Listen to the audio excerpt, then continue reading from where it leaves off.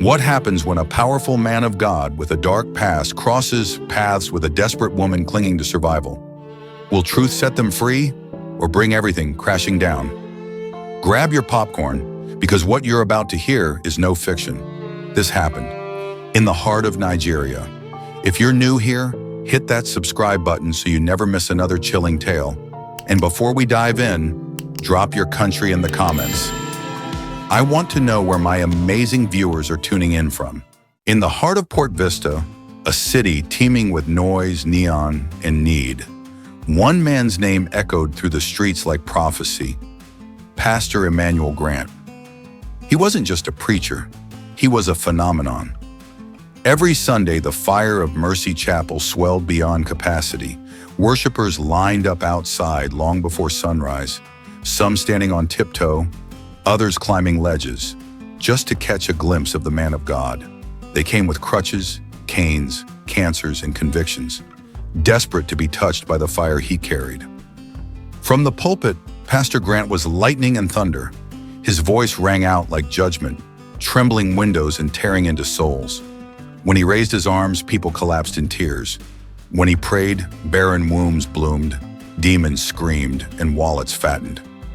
There were whispers. One time, a child in a coma woke up after he prayed over her photo. Another time, a dying man walked again after sipping water he had blessed. People believed he was chosen, untouchable, divine. But few ever saw what happened when the lights dimmed and the crowds dispersed. One Thursday evening, the church compound had quieted. The clamor of choir practice and clapping had faded. Inside the senior pastor's office, the scent of oud perfume and old leather filled the air. Pastor Grant sat behind a glossy mahogany desk, draped in a tailored white agbada, gold embroidery glinting softly under the chandelier light. His phone vibrated. He glanced at it. God is watching you. Change your ways before it's too late. For a split second, his brows furrowed. Then his lips curled into a smirk. He locked the phone and dropped it on the table without replying. He stood, walked over to the mirror, and stared at his reflection. A man of 45, tall and regal, with skin like polished ebony and eyes that could both comfort and command. But tonight, there was something else in his eyes: fatigue and fear. He adjusted his collar, then turned back to his desk. There were envelopes to sign, service plans to review. But all he could hear was the message playing again in his mind. He dismissed it, just like he dismissed the others. Anonymous texts, strange emails, even letters slipped under his car wiper. Repent. Judgment is near. Your sins are catching up with you. He assumed it was some jealous ex-member, maybe a bitter rival pastor. It didn't matter. He was too powerful to fall. What Pastor Grant didn't realize was that his empire was built on borrowed time, and that time was running out. On the other side of Port Vista, where the roads cracked and the streetlights flickered, Deborah Allen stood in front of a faded mirror, trying to make her one good blouse look new. It was her first day at a new job, the kind of job people prayed for. A personal assistant to the famous Pastor Emmanuel Grant. Everyone said she was lucky, but Deborah didn't feel lucky. Not when her stomach growled from skipping dinner. Not when her mother's voice crackled weakly through the phone that morning, asking if the hospital bills had been paid. The blouse was pink, the skirt navy, plain but decent. She smoothed her braids into a bun, slipped on her flats, and whispered a short prayer under her breath. Then she stepped out into the humid morning, clutching her worn handbag and her last shred of hope. To the world, Fire of Mercy Chapel looked like heaven on earth: glistening marble floors, AC vents that hummed softly, and a water fountain shaped like an angel blowing a trumpet. Deborah walked in with cautious steps. Inside, ushers moved like bees, arranging flowers and programs for the upcoming Sunday service. She was led to a heavy door with a golden nameplate: Pastor Emmanuel Grant. She knocked gently. "Come in," came the familiar baritone. She pushed the door open. The office was a mix of holiness and opulence. Crucifixes and carved wood panels, a globe on a pedestal, velvet curtains, and a scent so luxurious it made her dizzy. Behind the desk, Pastor Grant looked up. "Ah, you must be Deborah," he said, flashing that smile the newspapers adored. "Yes, sir." "Good morning," she replied, her voice low, unsure. "Welcome to the family," he said, rising to shake her hand. "This job requires loyalty and sacrifice. Are you ready for that?" "Yes, sir," she nodded. "Good," he smiled again. "Here, we protect each other." He held her gaze just a second too long. She smiled politely, but something inside her recoiled. It was in the way his eyes didn't smile with his mouth. The warmth in his voice felt too polished, like a rehearsed sermon. Deborah took her seat and received her assignments. Organize schedules, sort out appointments, respond to ministry emails, prepare sermon outlines. She was efficient, quiet, punctual, and invisible, just how she liked it. But what no one in the office knew was that Deborah carried a truth she never dared to speak out loud. She was HIV positive, diagnosed during a free test at university 3 years ago. She hadn't told a soul, not her best friend, not even her sick mother. It wasn't shame, it was survival. She needed this job. She needed the money. And if the church found out, she feared they would toss her aside. So she kept her head down and her heart guarded. But something told her she'd have to watch more than just the clock in this place.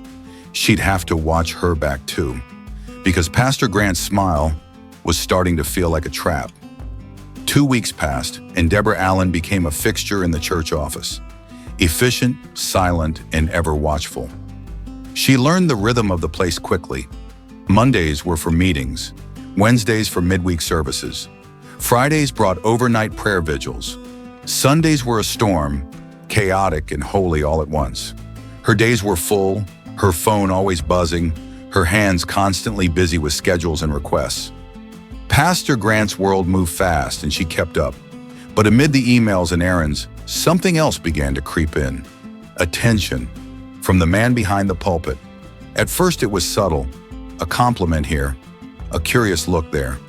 "Deborah, you always dress so simply, so tastefully. Pink again? That color suits your spirit." She smiled politely, nodded as any assistant would, and moved on. But his eyes always lingered too long. And sometimes when she handed him files, his fingers would graze hers, deliberately. One afternoon, as the sunlight poured through the stained glass windows, Deborah placed a meeting agenda on his desk.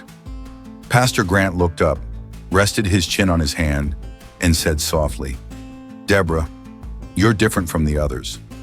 So composed, so pure." She stiffened slightly. "Thank you, sir." "You don't need to act so shy," he said, leaning forward. "You can talk to me about anything. You know that, right?" "Yes, sir," she replied, her voice quiet but steady. She left his office that day with a knot in her stomach and a chill that clung to her skin. The hallway suddenly felt longer, the chapel walls tighter. She didn't say a word to anyone, but that night she couldn't sleep. She replayed his tone, the way he'd looked at her, not as a pastor, but as a man. It escalated from there. He began calling her into his office more frequently, often when no one else was around. He never touched her, not yet, but his words grew bolder. "You know, Deborah, if I were younger, if I wasn't called to ministry, you remind me of someone I once knew. She had grace, just like you." She started to dread the sound of her name through the intercom. She kept a notepad in her handbag now, not just for work, but to record every strange thing he said, every moment that felt like a trap. On Friday evening, as she packed up to leave, her phone buzzed with a message from an unknown number. "Be careful, the last girl didn't last long." She froze. Her heart raced. She looked around the empty office, suddenly feeling exposed. Was someone watching her? Was this a warning or a threat? She considered telling someone, but who would believe her?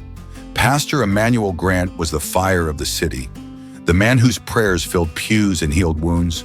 Who was Deborah Allen? A poor girl with a sick mother and a secret diagnosis. But one thing was becoming clear. She wasn't safe, and something told her the worst was still coming. By the third week, the tension had thickened like harmattan dust in Deborah's lungs. Every knock on the office door made her pulse skip. Every compliment felt like a blade wrapped in velvet. Still, she showed up. On time, diligent, determined. She couldn't afford to lose this job. Her mother's medication depended on it. Rent was overdue. Her savings were dust. Survival left no room for pride, but Pastor Grant was growing bolder. One Friday evening, long after most of the church staff had left, the intercom buzzed in Deborah's cubicle. "Deborah, please come to my office." She stood, swallowing the unease that had become her constant companion, and walked slowly toward his door. She knocked. "Come in." She stepped inside. Pastor Grant was seated, his agbada traded for a silk shirt with the top buttons open. The air reeked of imported cologne. A soft gospel tune played in the background, too soft to mask the tension. "Close the door," he said. She obeyed. "Sit." She perched lightly on the edge of the chair, her notepad in her lap, pen at the ready. "Put that down," he said, waving at the pad. "We're not here to talk business tonight." Her hands froze. "Sir?" He leaned forward, elbows on his desk, voice low. "Deborah, do you know how many girls would kill for your position? You've been given favor, blessings, but blessings are not free." She stared at him, confusion mixing with fear. "Sir, I don't understand." He smiled, slow and cold. "Don't pretend. You know exactly what I mean. This church has given you a platform, and now it's time to give back. Be flexible, or be forgotten." Her spine stiffened. "I'm here to work, sir. Nothing more." He chuckled, shaking his head. "You think loyalty is about typing schedules and printing flyers? Number loyalty is about sacrifice. Don't make me regret choosing you." She stood abruptly. "If there's nothing else, I'd like to leave now." "Go," he said, waving her off. "But remember what I said." She exited, her limbs shaky. As she reached her desk, she found a white envelope, her name written in neat cursive. Her heart sank. Inside was a letter. "This is to formally inform you that your services are no longer required at Fire of Mercy Chapel. Kindly return all church property by Monday." No explanation, no warning, just a cold sentence that ended her world. Tears blurred her eyes as she packed her things into a cardboard box. She walked past the chapel one last time, the marble floors shining mockingly beneath her feet. Outside, the sky had darkened. Thunder rumbled in the distance. She didn't look back. That night, Deborah cried in her tiny room, hugging her knees to her chest as the city buzzed on outside. Her phone battery was nearly dead. Her cupboards were bare. Her mother had just texted asking for her medication money. She was angry. She was scared. But most of all, she was done being silent. Pastor Grant thought he had won. He had no idea. The real battle was just beginning. 3 weeks later, Deborah stood outside the gates of Fire of Mercy Chapel once again. Only this time, she wasn't trembling. She wore the same pink blouse she had worn on her first day, but it hung differently now. Her face was sharper, her back straighter. Her spirit, though bruised, refused to break. She had returned not to beg, but to fight. Earlier that morning, she had made a decision. No more silence, no more shame. She had backed up every message Pastor Grant had sent her, each flirty text, each veiled threat. She had voice recordings of their private conversations captured secretly on her phone. She had photographs of hotel room doors, screenshots of payment transfers labeled charity and for Mom's meds. She had receipts and a plan. Inside, she waited in the reception until Pastor Grant stepped out of his office. His smile flickered the moment he saw her. "Deborah, what are you doing here? I need to speak with you, alone." He hesitated, glanced at his assistant, then waved her in. Once they were alone, he leaned on his desk. "You have nerve coming here.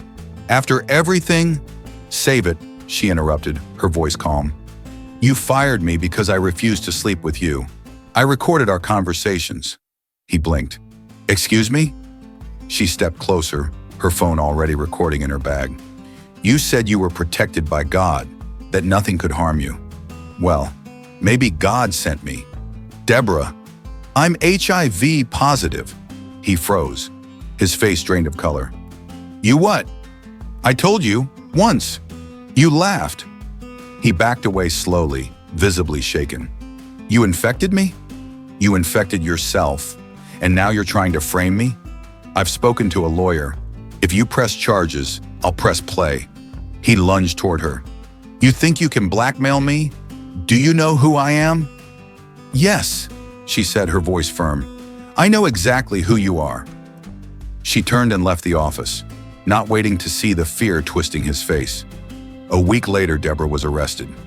You're under investigation for knowingly transmitting HIV, said the officer. She was silent as they cuffed her in front of her neighbors, her head held high. At the station, she handed over her evidence. Her lawyer, Barrister Charles, took it from there. The courtroom was packed. Cameras flashed. The public's golden pastor was now seated at the defendant's table, shaking and thin. His wife, Clara Grant, sat stone-faced in the crowd. The case exploded. Deborah's lawyer presented voice recordings, texts, money trails. Medical reports proved Pastor Grant had been HIV positive long before Deborah entered his life. Then came the flood. Other women, one after another, testifying that he had manipulated, coerced, and infected them too. When the judge delivered the verdict, the courtroom fell silent. Deborah Allen is found not guilty. The court acknowledges a disturbing pattern of abuse by Pastor Emmanuel Grant, whose conduct has brought harm to numerous individuals under his influence. Cheers erupted. Some wept. Others just sat, stunned. Pastor Grant? He slumped in his seat, broken. His empire of miracles and money reduced to whispers and headlines. As Deborah walked out of the courthouse, the sun bathed her face in warm light. She paused, looked to the sky, and whispered, "You thought you buried me, but I was a seed." Her story spread across Port Vista, the girl who stood up to the pulpit, and somewhere in a quiet office, an empty desk still smelled faintly of perfume and power. But Deborah was gone. She had found her voice, and this time, she wasn't giving it back.